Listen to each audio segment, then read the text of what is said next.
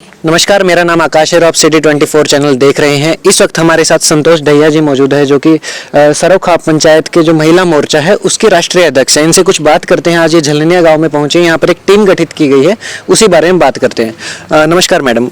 Madam, मैं जानना चाहूँगा आज यहाँ पे आने का मकसद क्या है? जो टीम बनाई गई है उन सबका क्या काम होगा? देखिए, महिलाओं का संगठन हम बना रहे हैं।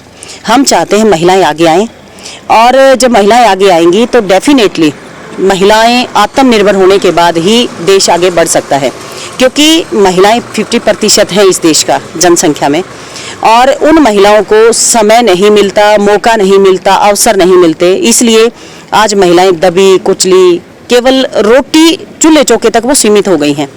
हम ये चाहते हैं वो महिलाएं चार दीवारी से बाहर निकलें और समाज के लिए काम करें, क्योंकि महिलाएं बहुत टैलेंटेड हैं, बहुत सिंसियर होती हैं, बहुत ईमानदार होती हैं हर रिश्ते के प्रति, हर सिचुएशन के प्रति, और देश और प्रदेश के प्रति। आज यहाँ पर आने का मेरा मकसद था कि मैं फतेहाबाद की टीम गठित करने आई थी। आज हमने यहाँ पर कमला जी को फतेहाबाद ब्लॉक की अध्यक्ष चुना है और सुनीता जी को यहाँ सेक्रेटरी का जिम्मेदारी दी है। सुमन जी को और गीता जी को हमने वाइस प्रेसिडेंट बनाया है, राजू जी को हमने सेक्रेटरी बनाया है। इस तरह से ये और भी जो महिलाएं हैं वो महिला खाप पंचायत के साथ जुड़ रही हैं। मेरा मकसद ये है कि हम महिलाओं को आत्मनिर्भर बनाएंगे, क्योंकि मैं कई जगह जाती हूँ, महिलाओं में बहुत टैलेंट होता है, लेकिन बेचारियों को ये नहीं मालूम कि उसको उस टैलेंट को कहाँ लेकर जाए, एक्सप्लोर कैसे किया जाए या फिर क्या किया जाए उसका, क्या किया जाए उसका। मैंने किसी को देखा ग्रुप में, इतनी सुंदर उसने चुन्नी निकाल रखी थी। अगर वो चुन्नी मार्केट में जाए तो उसके अच्छा रेट मिल सकता है, लेकिन उसको बेचारी को पता ही नहीं कि वो कहाँ लेकर जाए। मैंने एक और महिला को देखा कि ऐसे अखबार के टुकड़ों से एक टोकरी सी बना रखी थी, बहुत ही कलरफुल टोकरी थी, वो बहुत ही सुंदर लग रही थी। उसको देखकर किसी का भी मन करेगा उसको खरीद ले, लेकिन उस बेचारी को पता नहीं कि वो कहाँ लेकर जाए उसको। ऐसे बहुत सारा टैलेंट महिलाओं में है, वो दबा पड़ा है, उसको मौका नहीं मिल रहा है। तो हम उनको मौका देंगे और हम एक बड़ा प्लेटफॉर्म इन महिलाओं के लिए तैयार करें, ताकि महिलाएं आगे बढ़कर आत्मविश्वास के साथ आत्मनिर्भर बने। तो इसको मैं जोड़ सकता हूँ, जो महिला स्वयं सहायता समूह होते हैं अलग अलग गांव में, कुछ उसी तरीके का प्लान है ये? एक्चुअली जो सेल्फ हेल्प ग्रुप हैं, डेफिनेटली लगभग वैसा ही ये भी है, लेकिन ये थोड़ा सा उससे डिफर करता है, क्योंकि हम जो लघु कुटीर उद्योग के साथ आप इसे जोड़ सकते हैं। क्योंकि पहले देखो, गांव में हर समाज का आदमी गांव में काम करता था, और उसके हर उस चीज की कीमत गांव में मिलती थी, उसका वो सामान गांव में ही बिकता भी था। आज वो हालात बदल गए हैं। आज गांव में लड़के ताश खेलते हैं। जब उनसे पूछा जाता है, भाई तुम ताश खेलोगे, इतने जवान लड़के, तो देश आगे कैसे बढ़ेगा? तो वो एक सवाल करते हैं जिसका जवाब मेरे पास नहीं होता। वो कहते हैं हम काम करना चाहते हैं, लेकिन हमें मालूम नहीं हम क्या करें। हम उनको काम बताएंगे कि तुम ये काम करो। क्योंकि एक किसी ने खाट बना रखी थी, इतनी सुंदर खाट थी कि उसको कोई भी खरीदेगा, लेकिन खाट तो बना दी, वो लेकर कहाँ जाए, बेचे कहाँ ये नहीं मालूम। तो हम इनके एग्जीबिशन टाइप हम लगाएंगे। जैसे गीता जयंती पर हम इनकी स्टॉल्स लगवा सकते हैं। एक स्टेट टू स्टेट मार्केटिंग होती है। जैसे राजस्थान की मेरे पास बहुत सारी महिलाएं ऐसी जुड़ी है जिनके पास बहुत सुंदर सुंदर चीजें हैं, बहुत सामान है। आप मेरे फोन में देख सकते हो। अगर आप देखेंगे तो आपका मन करेगा कि अभी मंगवा लो, ये अभी हम खरीद लेंगे। किसी को बिना जरूरत के भी उस सामान को लोग खरीदेंगे, क्योंकि वो इतने सुंदर लग रहे हैं। दिवाली दशहरे पे कौन चीजें नहीं खरीदता, सब खरीदते हैं लोग, लेकिन मार्केट में अवेलेबल नहीं है तो वो खरीद नहीं पाते हैं, और उनको मार्केट नहीं मिलती जो ये चीज बना रहे हैं। तो हम उनको मार्केट देंगे और महिलाएं इस तरह से आगे बढ़ेंगी। और एक और जो अभी नया फैसला आया है हरियाणा सरकार की तरफ से, 50% महिलाओं को जो सरपंची के इलेक्शन होते हैं उसके अंदर जगह दी है, उनकी रिजर्वेशन की गई है। आपको क्या लगता है इससे बदलाव कितना होगा? देखिए, हमने पहली अंतर्राष्ट्रीय सर्वखाप महिला कॉन्फ्रेंस की थी, और हमारी यही डिमांड थी कि 50% रिजर्वेशन महिलाओं को पंचायती राज में मिलना चाहिए। और केवल पंचायती राज में नहीं, हम तो चाहते हैं विधानसभा, लोकसभा, राज्यसभा और सभी सरकारी नौकरियों में महिलाओं को 50% रिजर्वेशन मिलना चाहिए। क्योंकि जनसंख्या 50% है तो उनको हिस्सा भी 50% मिलना चाहिए। जो 50% रिजर्वेशन हरियाणा गवर्नमेंट ने दिया है, मैं सबसे पहले तो उनका धन्यवाद करना चाहती हूँ, क्योंकि उन्होंने एक बहुत माइलस्टोन जिसको हम कह सकते हैं, एक मील का पत्थर साबित होगा, इसमें कोई दो राय नहीं है। मैं ये मानती हूँ कि बहुत सारे ऐसे सरपंच हैं जिनके पति काम करते हैं उनकी जगह पर, उनके पिता काम करते हैं। ये चीज देखने को मिलती है। मैं सबको बता दूं कि जो शहरों में जो पार्षद होते हैं उसमें महिलाओं को खड़ा किया जाता है, गांव में सरपंच के पद पर महिलाओं को खड़ा किया जाता है, लेकिन उसकी जगह पे काम जो है उसके घर के पुरुष करते हैं। मैडम, क्या लगता है 50% आरक्षण हो गया, उसके बाद बदलाव किस तरीके से आएगा? क्योंकि ज्यादातर जो है उस महिला को सिर्फ घर के काम तक समेट दिया जाता है। सरपंच तो है लेकिन खाली नाम की। जितनी भी मीटिंग होती है, गाँव के लोग लोग भी जिन्होंने वोट दिया है उनको भी इस बात पे शर्म नहीं आती है कि जिस महिला को उन्होंने सरपंच चुना है वो खाली घर तक सीमित हो गई है, मीटिंग में कोई और आके उसकी नुमाइंदगी करता है। बदलाव कैसे होएगा? देखिए, जब पढ़ी लिखी पंचायतें आई उस वक्त लोगों को लगा कि अरे गांव में कोई भी पढ़ी लिखी नहीं है, कोई पुरुष पढ़ा लिखा नहीं है, तो अब क्या होगा।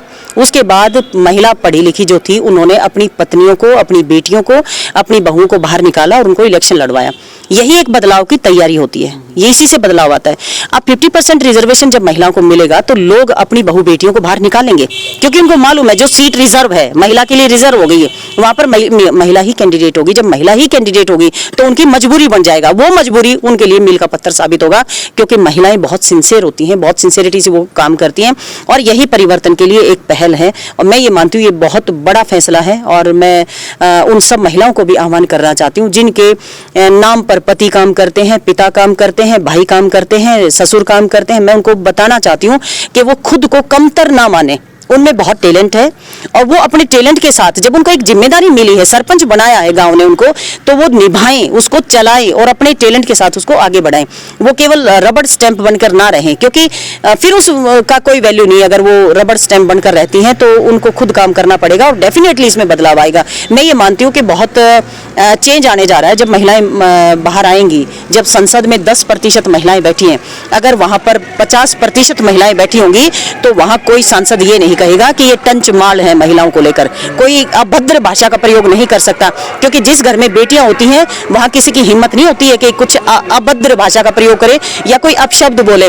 वहां जब महिलाएं होंगी तो किसी की हिम्मत नहीं होगी। आज ऐसे बोल जाता है, पता नहीं क्या क्या बोलते हैं महिलाओं को लेकर, तो सच में शर्मनाक बात है ये। और वो देखकर ही हमारी डिमांड थी, क्योंकि राजनीति, लोग कहते तो हैं कि राजनीति गंद है, लेकिन मैं ये मानती हूं कि राजनीति में महिलाएं जब तक नहीं आएंगी जब तक परिवर्तन नहीं हो सकता। महिलाएं केवल ये समझती हैं कि हमारा काम रोटी टोका है। नहीं नहीं, रोटी टोका उनका काम नहीं है। रोटी टोका तो एक जरूरत है, रोटी खानी है तो चाहिए रोटी, केवल इतना सा है, उसके आगे उनको निकलकर काम करना चाहिए। आज देखिए, बेटियों को जब मौका मिला तो बेटियां राष्ट्रपति बनती हैं, प्रधानमंत्री बनी है, मुख्यमंत्री बनी है, सांसद बनी, विधायक बनी, लेकिन उनको मौका नहीं दिया जाता है। कोई भी संगठन लगा लो, कुछ भी लगा लो, महिलाओं को केवल भीड़ का एक हिस्सा माना जाता है और उस भीड़ तक उनको सीमित रखा जाता है। स्टेज पर 50 लोग अगर बैठे, वहां अगर एक महिला चढ़ जाती है तो उनको ऐसे लगता है जैसे पता नहीं क्या हो गया, जैसे कोई कुछ अलग ही काम कर दिया इस महिला ने, इस तरह से उसको देखा जाता है। क्यों?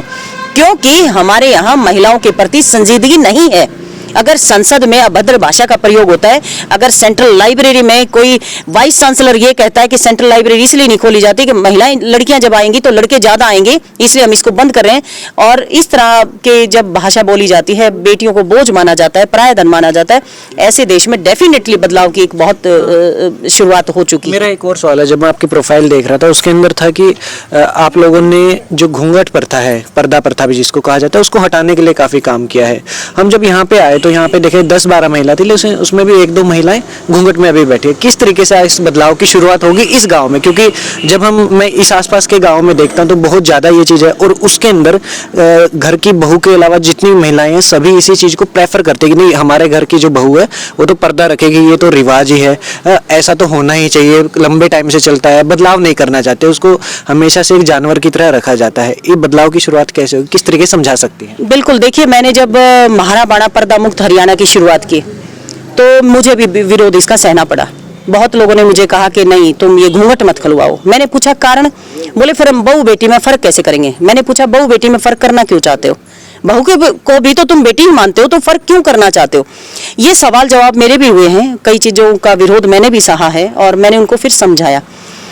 यहाँ पर जब मैं आई तो यहाँ पर बोलने लगी तो घूंघट में थी महिला, जब हमारी यहाँ पर बोलने लगी, हमने उनको वाइस प्रेसिडेंट बनाया है, लाजू जी को वाइस प्रेसिडेंट बनाया है, और ये घूंघट लेकर खड़ी हुई और बोलने लगी घूंघट में। मैंने इनको समझाया कि घूंघट, इज्जत के साथ घूंघट को मत जोड़ो, क्योंकि घूंघट हमारी परंपरा कभी नहीं रहा। आक्रांताओं ने हमारे ऊपर आक्रमण किया, हम गुलाम रहे, उस वक्त अपनी बहू बेटियों की इज्जत को बचाने के लिए पर्दा प्रथा शुरू हुआ था। लेकिन आज़ादी के 74 साल बाद भी अगर हमारी बेटियां इस घूंघट से बाहर नहीं निकल रही, सच में दुर्भाग्य है।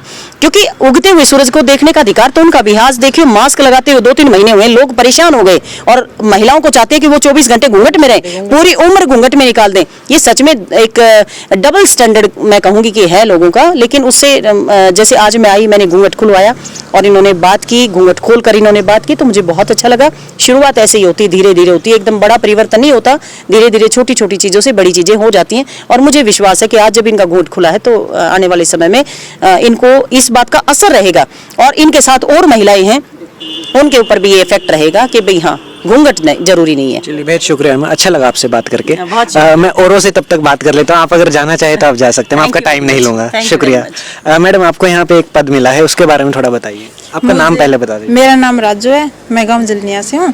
आप ही का भी जिक्र हो रहा था जिन्होंने घूंघट हटाया था, कैसा लग रहा है? बहुत अच्छा लगा ये जो ये मैडम संतोष मैडम जो महिलाओं को आगे लाना चाहती है, इनका साथ देने के लिए मैं पूरी तरह से तैयार हूँ और मुझे बहुत अच्छा लगा। मैं जानना चाहूंगा, जैसे आज आपने घूंघट हटाया तो कहीं ऐसा तो नहीं हो कि घर पे जाके आप फिर से करेंगे?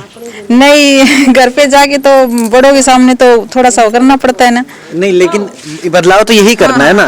हाँ। बदलाव तो यही करना है। हाँ। आपके हस्बैंड आए हैं आपके साथ? नहीं, मेरे हस्बैंड नहीं है मेरे सिर्फ साथ। आप आए हैं, तो वो आपको सपोर्ट करेंगे? हाँ जी, सपोर्ट करेंगे, मेरे हस्बैंड पूरा सपोर्ट धीरे धीरे करेंगे। बदलाव हो जाएगा। हाँ जी। चलिए, शुक्रिया मैडम।